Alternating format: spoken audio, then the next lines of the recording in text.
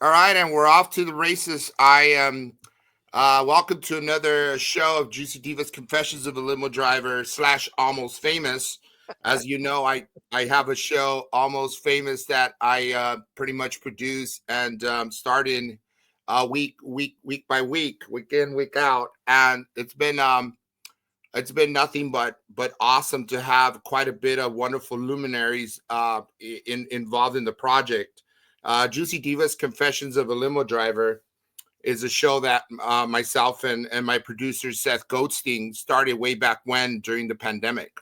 So as a little background, I was a former limo driver along with my buddy Seth, and we decided to, since we knew a lot of people, decided to put some of these people on and tell these wonderful stories, lighthearted stories and whatnot.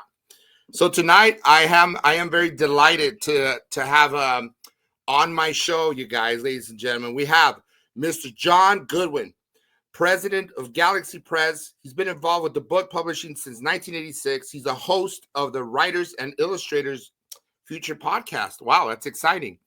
And you obviously you've been a board member of the Audio Publishers Association, National Organization of the Audio Publishing Industry. He says also you're a board member of the Friends of Hollywood Central Park and president of the Hollywood Christmas Parade, which hence is why we're here. Exactly. To talk about the Christmas Parade. Awesome. Yes. Can you tell the viewership real quick, Goodwin, sorry, where does this all begin for you? I understand you're also involved with L. Ron Hubbard in the olden days, and you had and you have a contest, right? That you guys have. Can you shed light on that a little bit? Stuff. Yeah. So I guess to begin with, so I'm the publisher of all the fiction works of L. Ron Hubbard. I'm located right here on Hollywood Boulevard. I'm a block away from the Chinese Theater. So I'm right here in the heart of Hollywood. For the good, the bad, the ugly, that's where I am. I'm in the heart. It's beating. Yes, and so what actually happened was in the 30s and 40s, L. Ron Hubbard was one of the most popular writers of pulp fiction. And he was Book of Records, right? It's on the Guinness Book of Records. He's got 4 Guinness records. Wow. Also in the early 40s, he was here in Hollywood. He wrote screenplays. And so he's got a lot of he had a lot of love for Hollywood and what it actually meant. He experienced, again, the good, the bad, the ugly of Hollywood. Yeah. And he preferred his publishers back in New York than the dealing with the studios, with always somebody else wanting to rewrite your script and make their little edits and that type of stuff. Sure. No writer likes that, of course. No.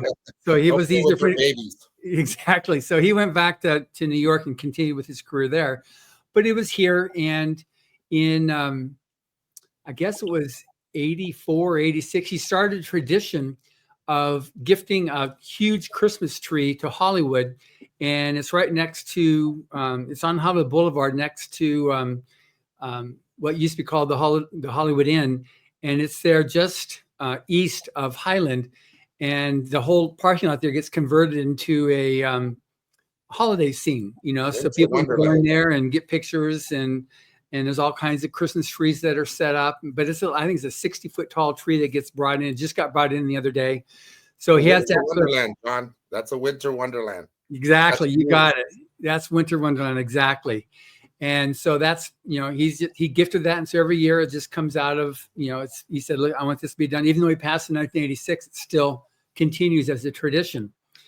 Anyway, so he was one of the most popular writers of pulp fiction. And in 1983, he launched, after the release of a book called Battlefield Earth. Are you familiar very much with science fiction and fantasy? Yeah, I am. To some degree, I am. I actually been to the Celebrity Center a couple of times in the past. Oh, good. Sure. Yeah. So this book here, Battlefield Earth, I'm a book publisher. I'm always going to. Yes, I'm shameless. I'm shameless, and I'll say it right up front. Absolutely. Especially as we're coming just for Black Friday. I'm shameless. So here we go. Here we go. So this is a book that was published in 82. In 83, he launched Writers of the Future, and that was a contest. We just had volume 40, the 40th year, just came out with this one here. Yeah, feel free to plug everything in, by the way. It's quite okay on my show. That's what we're about. We're Okay. about to fostering learning, and this is quite the learning experience. So many people can definitely learn so much. Specifically, the ones that, and later we'll ask questions regarding what does it take to be a publisher, writer, and that sort of thing, so you could inspire the next generation. Perfect. So with Writers of the Future, that's what makes that special is that L. Ron Hubbard endowed it. Even though he passed in 86, he put in his will to continue endowing this. And this is the 40th year. So what makes it special as a competition, this is for science fiction and fantasy, speculative fiction, for those who want to be published and want to become an author that aren't professionally published. It's a contest. And we have thousands of entries every quarter between writing contests up to 17,000 words in an illustrating contest where you submit 3 pieces of art. And Fantastic. the judges are the biggest names in science fiction and fantasy. Like, right. So you're not judged. You're not being judged by amateurs. You're actually being judged by actual the publishers. If that, and these, so it's professional. It's fantastic. Yeah, it's amazing. And so all these judges see is your story in a number. So they have no idea if you're male, female, nationality, ethnic, anything. So we've had winners from 50 countries. And oh my God. So it's open worldwide then? It's worldwide, yes. There's no fee, right? There's no fee. It's free to enter. And you maintain all rights to your work. We don't keep anything in that. If you win, we just say we're going to publish your story first or your art first, and then you can go ahead and sell it wherever else you want to. It's phenomenal. Winners are flown out to Hollywood by the contest. We stay either between the Roosevelt Hotel here in Hollywood or the Lowe's Hotel. This year it'll be at the Lowe's. And we have a real smash up gala event, which right now I'm just consider yourself invited to it. Oh, thank you. It takes place at the Taglian, which is there on Vine, a little bit north of Fountain. Wasn't that the old theater, the Palace, or not? No, that's not that one there, but it's okay. But it's a beautiful venue. We'll have anywhere from like 20 to 30 media there cover all the winners. All types of celebrities and whatnot come there to help celebrate. And what's really trippy for the winners, because they just, they're being recognized. And so now you've got people like Orson Scott Card, the guy that wrote Ender's Game, or Larry Niven, he's a grandmaster of science fiction. We've got Robert J. Sawyer, who's the Dean of Science Fiction in Canada. The cream of the crop. Yeah, so that type of stuff. These are the people that will come and present. But we have like Todd McCaffrey, who is Anne McCaffrey's son. She was one of the first judges. That's right. She's very, very famous. Brian Herbert's a judge. His father, Frank Herbert, was the guy that wrote Dune. He was a judge. So that's the kind of caliber of people that we have associated with this contest. So and the echelons, man. High echelons. Yeah, exactly. And the same thing like with the illustrators. Frank Frazetta, just like the king of illustration, he was one of the judges. He passed away some years ago. But like Larry Elmore, he's the guy that created a lot of the art for Dungeons and Dragons in Dragonlance. He's the one that created all the Dragonlance imagery. So he's one of the judges. And so it's that type of people we've got, connected with these contests. But again, they're the ones that are judging. They'll be the ones coming there, and they have a week-long workshop that winners attend. And so these people are teaching you, and it's way different than going to a college or university where you're taught by people that don't have to survive from their art.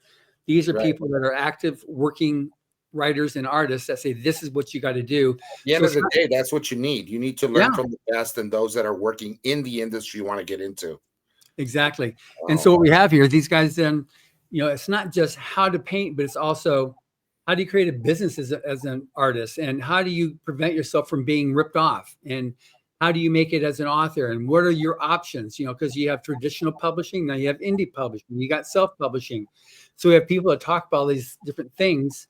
And so it's quite a legacy that Mr. Hubbard left.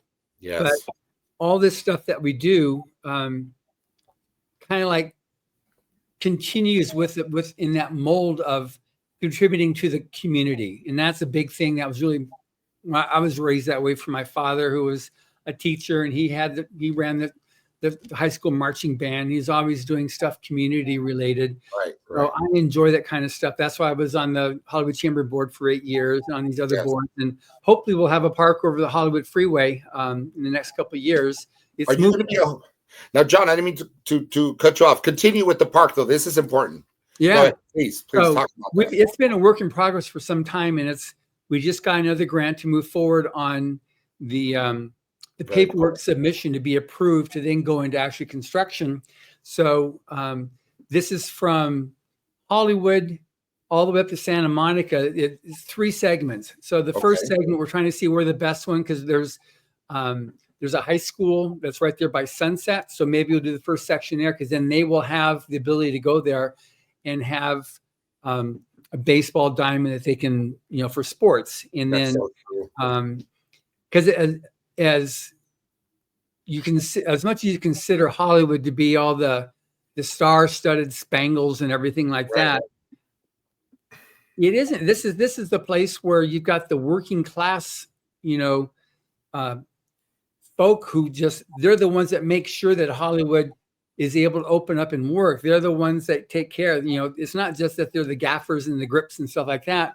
They're also guys that make sure that the grounds are clean and well kept and all that type of stuff there. And so when we're able to do something like the park to provide a place for their kids, in Hollywood is the most park deprived area in California. There's less park space for Hollywood than any other place. Yeah. And Griffith Park isn't Hollywood. It's it's a couple miles away. Los Feliz. So anyway, so this is something that we're very excited about. And it's near and dear to your heart because like you said, you like giving back to the community, embracing the community. You're part of the chamber and part of the commerce. Yeah. I have a question for you. Given that you're part of this Hollywood parade, I mean, how fantastic is that? Because explain to the viewership, your building is located smack to where they're going to have the red carpet, right? Exactly. So we're located right here at Hollywood and Sycamore, which is between Highland and La Brea. That's correct. And on Hollywood Boulevard. And so on our roof, it's a 5-story building. The roof has all these really fancy cherry cars there that are convertibles that all the celebrities will be in. The celebrities come in. We have a 160-foot long red carpet on the side of our building. And there we'll have about 200 media will be there interviewing all the celebrities. Then they go upstairs to the 4th floor, which is the green room. And we've got a lounge. We've got the Hubbard Library. We've got a 2 boardroom conference rooms, and then a Rise to the Future library, which has books from all our past winners and our judges and great photos of the various places where we've had our gala award ceremonies. So they'll be up there. We have so many different people, like In-N-Out is catering it. So they're providing can't go wrong with that. I love In-N-Out. Just love In-N-Out. And the best part about it, John, is you don't have to wait in those crazy, insane lines that serpentine around the whole block. I know. Right where I am, it's the busiest In-N-Out in the whole chain. In the whole nation. Yeah. So right here where I am, it's the longest. So it's like it is, yeah. Yeah. But so they bring their big truck, and so we'll have the truck outside. We have the various other cafes and various other, fancy restaurants making desserts and providing all kinds of stuff that they're also providing as well. And then what's really good too with this thing, so we got all these fancy cars coming in, and everybody's donating and contributing, and it's their contribution to the community. It's a nonprofit, a collective. Exactly. Absolutely. And so everybody's here doing that. So we're very excited because this year we've got our Grand Marshal, which is Jeremy Renner. So which we're very excited about. He's such an amazing person. I've not met him personally yet. Yeah. Looking forward to it. I got a story for you real quick. I'm going to interject here. For a second. So many years ago, I told you I drove limos, and all the SUVs were, they're black cars, tinted windows, smoked out windows and whatnot. So I'm at LAX, and this is at the height of Jeremy Renner's, the peak of his career. He's going full on out, and I think I must have parked where the other SUV that was picking him up was stationed. So I'm standing by. Then he runs out with the mob. It must have been like 10, photogs, just light bulbs and whatnot. Hey, Jeremy, runs into my car. And he goes, "We're ready, buddy, whenever you're ready." And I'm thinking, wait a minute. No, I'm picking up somebody else. So he laughs and he goes, "No shit. Now I got to jump out of the car again." Yeah, I really wish I could take you. I swear in that moment, I felt like canceling the other person. But then he was going to take the other person happened to be just as famous. So I couldn't leave him behind. So I said, "I'm sorry about that. Hopefully I'll catch you later." And that was like my, hobnobbing with Jeremy Renner. Yeah, it was pretty badass, man. Oh, that's way cool. Yeah, it's a great story. Yeah. Anyway, so what is it like? I mean, look, this Halloween parade is clearly a major event. It's the biggest community. It's the biggest attended event in Los Angeles for the year. Right, right every year. So what does it mean to you personally, on a personal level, to be involved with such a storied tradition? Well, for me, and I think the main thing is the reason why I do community stuff is because I like the effect I can create for the community, right, or at least help contribute to. So on this one here, the real payoff for me is when I'm out there on the street and I see all the families lined up and I see, everybody's like, just for a little bit here in Hollywood where it's so divisive, it's so just like anally retarded, how just all this hate and all this conflict happens for a little bit there on Hollywood Boulevard. It's gone. It doesn't matter. I had Paul Krikorian, who's last year he was the city council president. He turned over. He's CD2 and he's termed out now. So this is his last parade. But he attended last year for the first time. He was aware of it. He attended as a little kid, but he attended last year. And when he came back and I was talking to him, he said, "That was amazing. Nobody yelled at me. They all cheered. I've never had that before." Right. And he was just like a little kid too when he came back.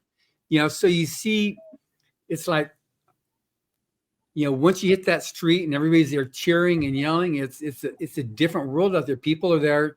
It's the Hollywood Christmas parade. And it doesn't get any better than that, honestly. It really, really doesn't. And so you see, it starts off and it's the kickoff event for the Marine Corps Toys for Tots. And so that's the main charity that this parade supports. So the beginning, the original or the beginning entry, the beginning, the start of the parade is you've got the U.S. Marine Corps Marching Band out of San Diego. And so they started off, and there you've got the head of the Marine Corps Toys for Tots program. He comes up and gets interviewed and launches it. And they start off, they hit the red carpet because from Orange Street, which is right almost in front of us, up to Highland, the whole street is red carpeted. Yes. So they start off by playing "Hooray for Hollywood," and that's what they're playing. The Marine Corps Marching Band is playing that as they go down the street, and that kicks off and starts the parade. And then we've got the various other bands and musicians. This year we're going to have from 5 to 6 several musicians and acts will be performing before the parade starts and recorded, so it gets put into the actual broadcast, which will take place on the 14th of December on the CW.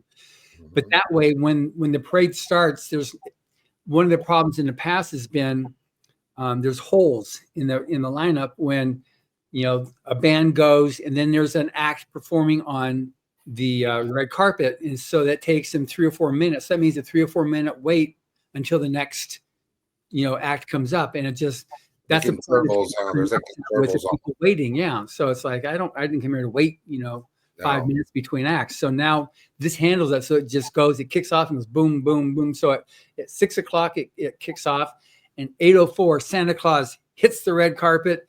Love and if it's sticking, because it's a Associated Television are the ones that own the parade, and they're used to producing shows. They do the daytime Emmys, they do Masters of Illusion, so they know how to run a program and keep on target.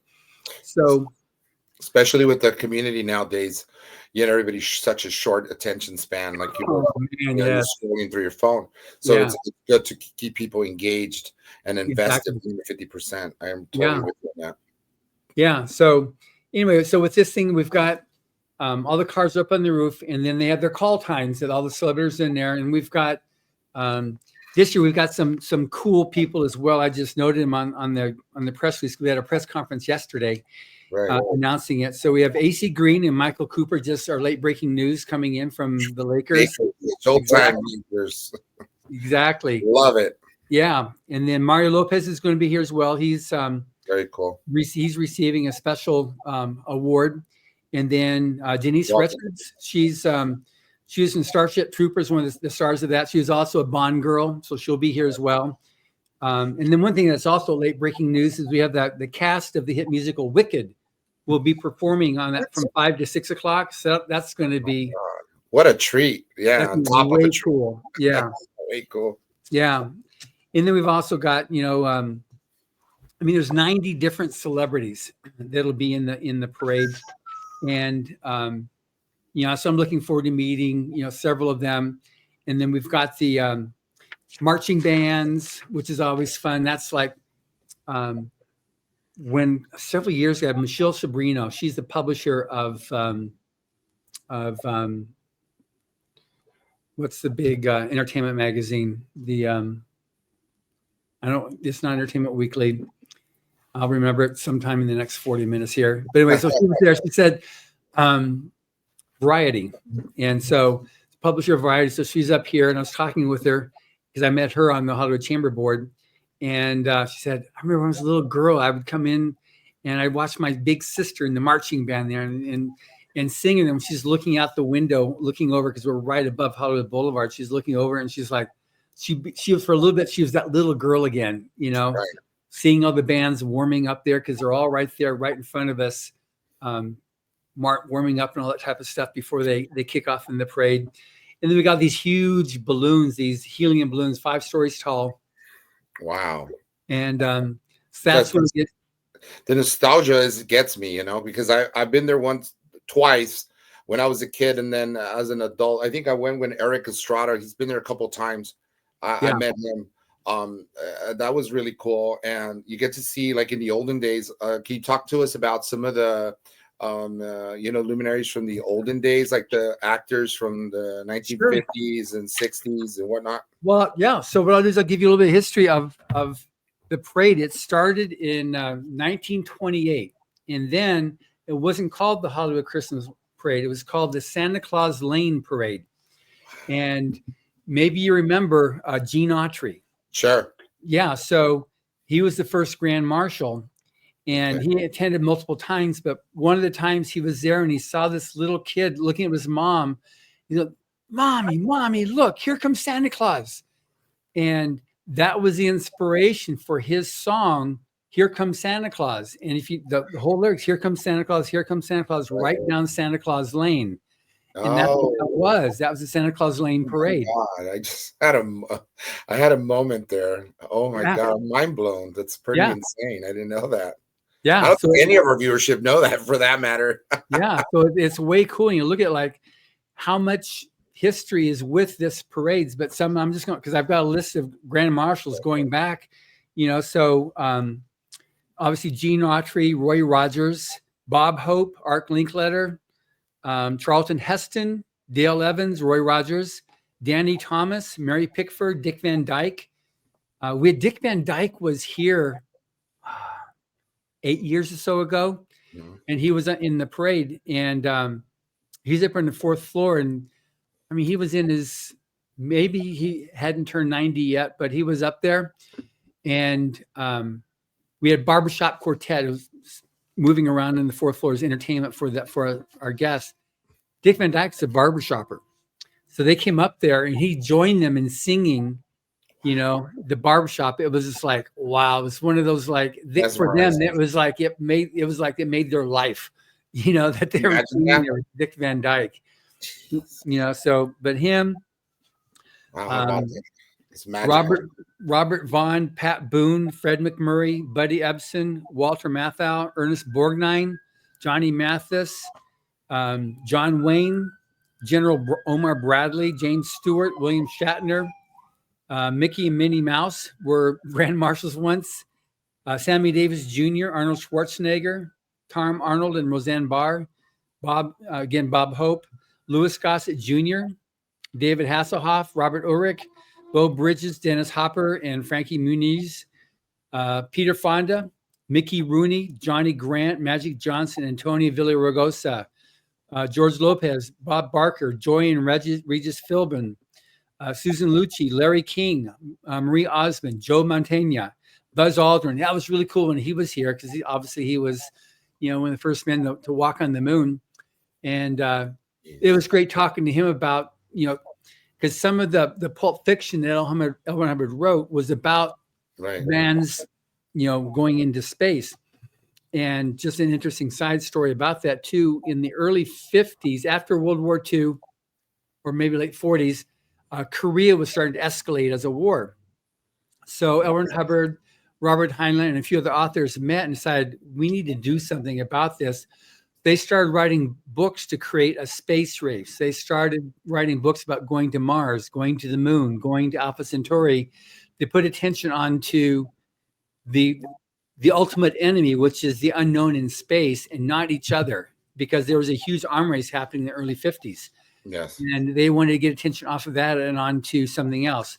So we presented with Buzz Aldrin with one of these books, and it was pretty cool because we gave him one of the original Pulp Fiction books, and he was very appreciative of that and what what those old masters of science fiction actually did to help create that. And it was the inspiration for a lot of the people like Buzz Aldrin reading science fiction that got them interested in doing it in the first place. It's like a full circle. Yeah, it really is. Now, let me ask you this, John. What did you ask him? It begs the question, what questions did you ask him? I mean, I'd like to know. You picked at his brain a little? Yeah, I asked him, did you, and that's where I got into. I asked him, did you used to read science fiction? And he said, yeah, that's what inspired me. That's what gave me the inspiration for doing what I did, and it's interesting too. I met Elon Musk at one of the Star Wars premieres a few years ago on Hollywood Boulevard. And asked him, did you read Battlefield Earth? He said, yeah, it was a great book. I read it. It was like 13 or 14. And, but he talked about later interviews, how all the different books that I asked him for a blurb too. He said, no, thank you.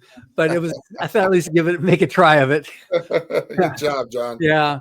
But he said it was science fiction that gave him the inspiration to think about what could be done and wanting to go to Mars and doing those types of things. We've had several engineers that were the ones that created the Mars rovers, the last couple of Mars rovers. They've been keynote speakers at our events talking about how it was science fiction that made them really want to do it. We had one guy that was the director of the Ames Research Center, the NASA Ames Research Center. He was the keynote speaker for us. He said, he used to get in trouble because he'd be in history class and he'd have his history book, but inside the history book, he'd have a Pulp Fiction book. And the teachers say, what are you reading there? It says, I'm reading about the future of the human race, Sounds like you had an interesting life. John, you've had an interesting life thus far in Hollywood because you've basically rubbed elbows with the right people, it seems. I mean, beyond the stars and the actors, I mean, you've rubbed elbows with folks that created spaceships that have launched themselves into the moon. I mean, it's quite impressive. I'm hearing you out. I'm listening to all this and I'm thinking, wow, I'm fascinated. Tell me more. It was funny. One of the Writers of the Future events, Dr. Oz was our Grand Marshal. It's very cool. 7 years ago. And there he was. We had a character, one of the things we did, we had a person dressed up as this guy here, Turl, the alien in this book. And so he was there and he had the book and he went up behind Dr. Oz and then Dr. Oz went, and so he actually posed holding the book. Little did we know that however many years later, he was going to potentially be a member of the president's cabinet, Right. And I met Dr. Oz too. He's really cool to talk to. He's really knowledgeable, insightful, and Yeah. The guy does, speak his mind, and yeah, he's really, really all around great guy. And it's going to be cool and interesting to see him in the cabinet. What do you think? It's interesting to also point out right now that we're on this topic, how insane it is it's almost like, I'm thinking Trump is looking to Hollywood to pick out people from realities. I mean, there's like a reality star guy. I used to watch The Real World. I was so invested in The Real World. The different places like in Seattle, and the politician guy is a senator or something. I can't think of his name right off the top of my head, but he's in the cabinet. He was just tapped to do something, right? And he was a reality star. And then you have McMahon's wife or ex-wife had something, and all these different folks. It's like almost out of a fictional movie or a story, this whole thing.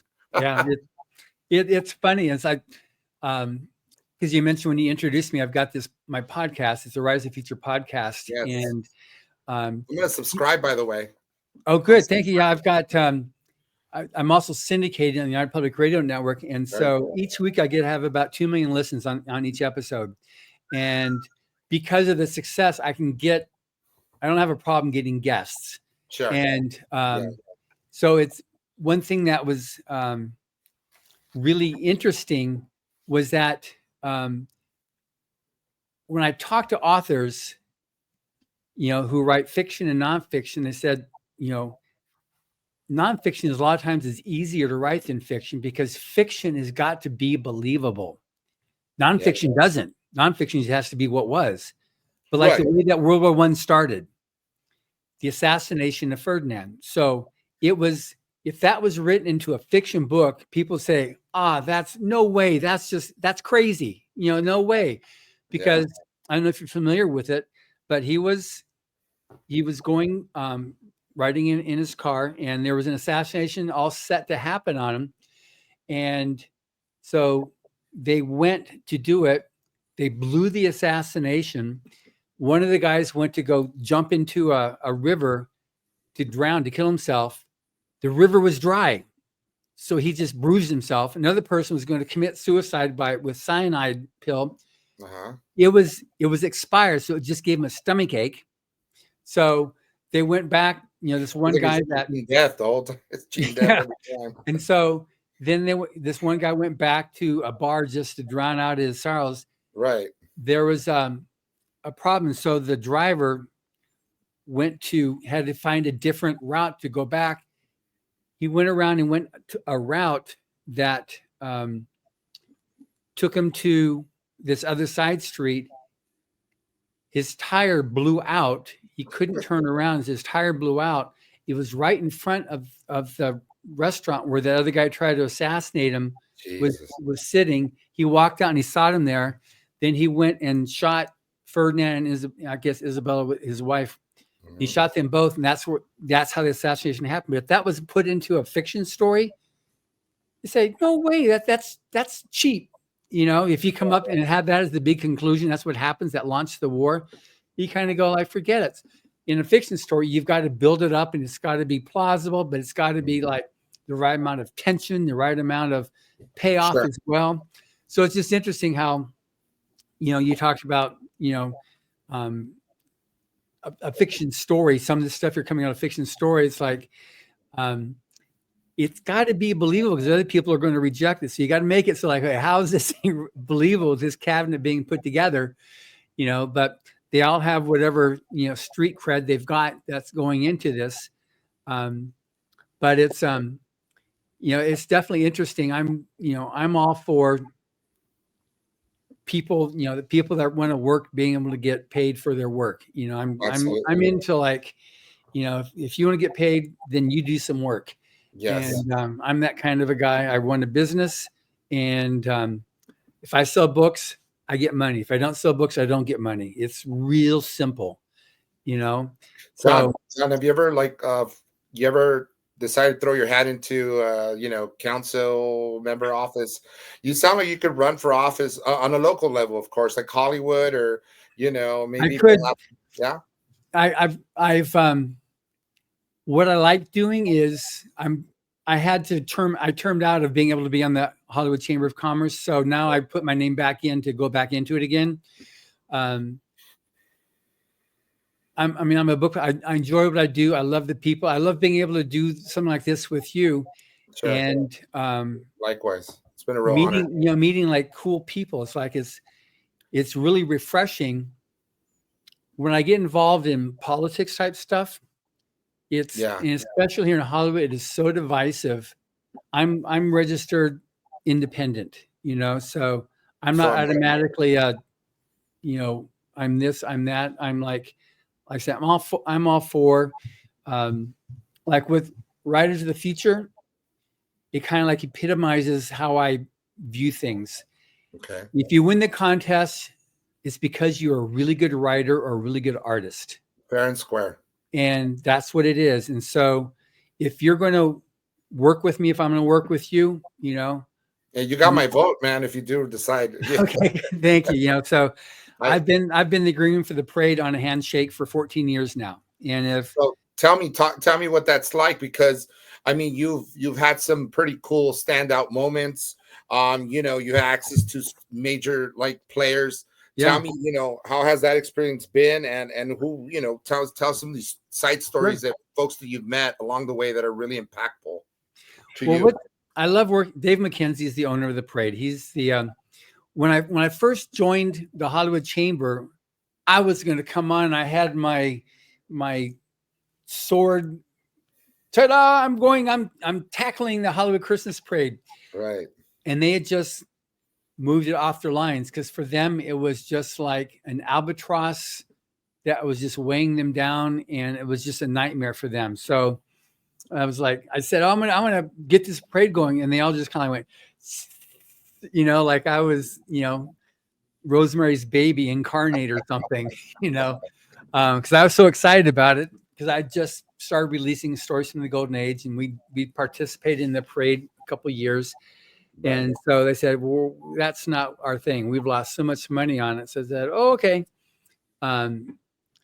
So it was like a change of direction with them. So then it was just a matter of, okay, what can I do to contribute to the community? What do you need?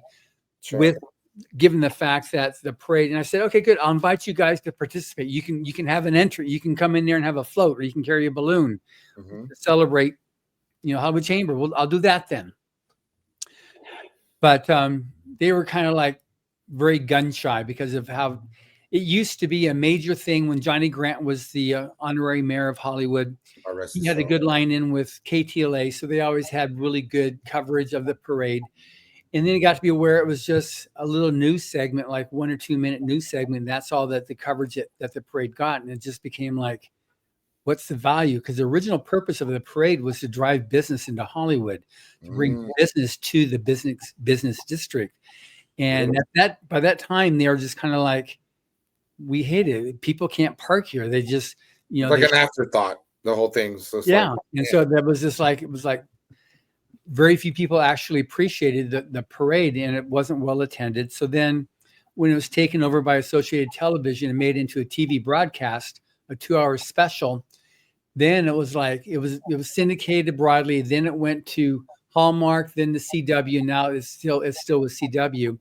And then it also gets aired on the Armed Forces Network. And then Associated Television also owns Popstar TV, so it'll be on there as well. But when we started doing it, Dave McKenzie said, look, it's going to be a TV broadcast. So, don't do floats, do balloons. Balloons look great on television. And so they turned it into, they have it as a nighttime thing. So they bring these huge lights that shine down, that light up the whole street of Hollywood Boulevard. And so we have our big balloon, which is a pirate from one of our stories from the Golden Age. And so we have our, and it's carried by the Boy Scouts of America. So they're the ones that are carrying the balloon, moving it along. And we've had, over the years then, various groups that we brought in, to help. We've had the Marine Corps still there. We've had the Air Force. We've had the Army. We have the Rangers. The Army Rangers still have a balloon that they're carrying with it, that they work with them. that for a while, when we had the Air Force going, we've had multiple generals that were the head of the Air Force Base here near LAX, and they'd come here and they'd be part of it. And the last one, General John Thomas, was part of it. He was the last 3-star that transitioned LA Air Force Base to Space Force. So my wife and I were made honorary commanders of the Air Force. And then when that transition, we became honorary commanders of Space Force. Very cool. And so we were able to go to various public events, and we invite them to come to our events to participate and help PR what they're doing, so that that's been really, really fun. Just meeting some very, very cool people that are taking a lot of responsibility for the safety of America, for the United States, which is great. And then I went to an event recently where I met Sheriff, LA County Sheriff Luna. Alex. So he's coming to pray. I was just there this afternoon when I said, okay, I'm out for a bit. I went to City Hall and picked up a bunch of certs from Sheriff Luna and then from Paul Krikorian's office. So I was there at City Hall picking them up. And he's such a nice man. Have you met him before? I haven't yet, but based on what I've seen on TV, I like him. He seems very humble. He's very humble. He's such a nice man. It's like, my God, you think he's almost nice to a fault. I know. He's got 1,000 staff, 1,000 juniors, and here he is. It's like, wow, this is great. And then I was at an event a few days ago where I didn't meet the new top cop for LA, but I met the commander over all of our area. And in fact, my wife Ellen was just on the phone with him this afternoon. He wants to come and get a tour of our premises and the one of the Scientology centers just to see it because he hadn't seen it before. But the new, it's just really, really cool because of participating in these events and doing these things. You realize it really is a small community. The people that really want to contribute to it and aren't trying to do it, what can I get out of it, but what can I give to it? There aren't that many people that do that when you consider the size of Los Angeles. And so you see people over and over again and you get to know them. And I've been doing this thing for, 15 years or so. Yeah. So it's just fun seeing the different people that I meet and see over and over again. And they're there in one incarnation now working with Council District 3. Now they're Council District 7. Now they're over here and they move around and they do different stuff. And, so maybe, Antonio Villaraigosa, he's going to run for governor. If he becomes governor, because he was here a few years ago when he termed out as mayor and he was at the parade and we had good chats and he gave a really nice proclamation for Writers of the Future and very cool, super nice guy. If he comes back around now and he's the governor, I'll invite him again. And it's just, we have that connection, So like if you go for like a real neurotic, right now, it's like, forget it. But if you take a look at the long game, and you just, it's long term, it becomes a somewhat of a nucleus of sorts. Like almost like a family dynamic. Yeah. John, on that note, I know we're running out of time, unfortunately, but I wanted to kind of time things up. I want to ask you, when is the parade? I also want to ask you, how does one get involved if they want to volunteer, like say next year? Sure. Because, this is something that doesn't start in a month or a day. No. I mean, it takes. We've been working on it for a while. The entire year. So, just let us know how we could get involved. And then if I'm invited to come along for Sunday, I think it's Sunday the 1st. Yeah. So to answer the first question, yes, you're invited to come along on Sunday the 1st. So, and on that, we can just follow up on email after that. Sure. But on the parade itself starts at 6:00 on Sunday the 1st. And I think you can still get tickets at Ticketmaster. You just go to the HollywoodChristmasParade.org and you can find there how to get tickets to it. So we have the bleachers in front. But the parade route goes from Orange on Hollywood and Orange all the way up to Vine. and then you go up Vine to Sunset, and then Sunset back to Orange. So it's about 3.5 miles. Okay. So there's different places for you to set. Traffic is going to be a bear. So there's a metro station right there at used to be Hollywood and Highland. Now it's called Hollywood Ovation, or Ovation Hollywood. So there's an exit station right there, so you can take the metro right there and just get out, and you're right there at the parade. At 5 o'clock, there's the pre-show, so you can go there if you're there at 5 o'clock. In the bleachers in the grandstand, you'll see all the pre-show, which is being taped, and then the parade itself will air on the CW on Saturday the 14th at 8 o'clock p.m. And then it'll also air on the Armed Forces Network. That hasn't been announced yet, and it will also be airing on Popstar TV, and that'll be airing multiple times. So that's what that is. But you can definitely go and get tickets at thehollywoodchristmasparade.org. And again, going back to my original thing too, as the publisher of Galaxy Press, if you're looking for if you got people that enjoy science fiction and fantasy, we publish 12 new writers and 12 new artists every year in this book. This is volume 40. This is almost 5 million copies sold. It's a perennial bestseller. Battlefield Earth. Amazon? It's on Amazon? These are on Amazon? It's on Amazon. It's in Barnes & Noble. All the bookstores here in Southern California, you can find it there. Depending on how far your podcast goes, this show goes, we've got it in UK, South Africa, Australia, EU, UK.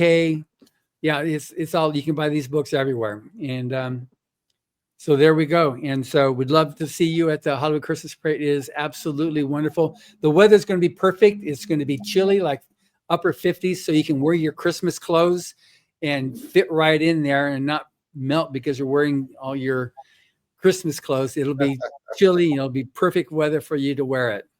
Fantastic. I've had nothing but a pleasure speaking with you, John. I think it obviously it begs the question, do you think you could come back for part 2?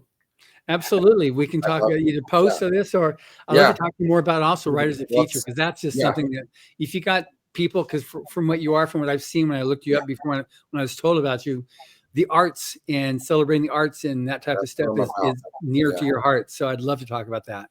Yeah, we could talk, and then I look forward to seeing you on Sunday. We could chat. We'll exchange numbers through email, and then you've been so gracious to come on. I'm very obviously taken aback, because this is such a great opportunity to find out more about things that I had no clue in regards with relation to the Hollywood Parade. Thank you again, John Goodwin. Have a blast of a day. Enjoy. What are you doing for Thanksgiving? Do you celebrate Thanksgiving at all? I do celebrate. I'm going to have an amazing turkey, roast beef, ham, all kinds of stuff. I'll try every pie. But when that's over, I'll be back to setting up and preps for the parade. That is so correct. We're in a full tilt on getting ready for the parade. My wife we've been receiving stuff. We've got all kinds. Our lower garage is just full. Tomorrow we get all the golf carts dropped off. Okay. We set up the repeater on the roofs, because we're from here. We'll have going to the street, because we'll have a live feed of the parade as it's happening for all the celebrities to watch it as it's going on. That's right. So it's just in the green room, right? In the green room. Yes.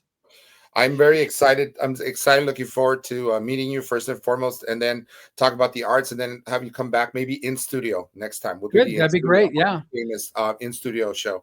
Okay. Over at LA Talk Radio. Okay. I was just, I just want to thank everybody for tuning in. It's another episode of Juicy Divas Confessions of a Limo Driver. Yours truly, Jim Francis. Thanks to you. And until next time, take care. Thank you very much. Bye-bye. Thank you.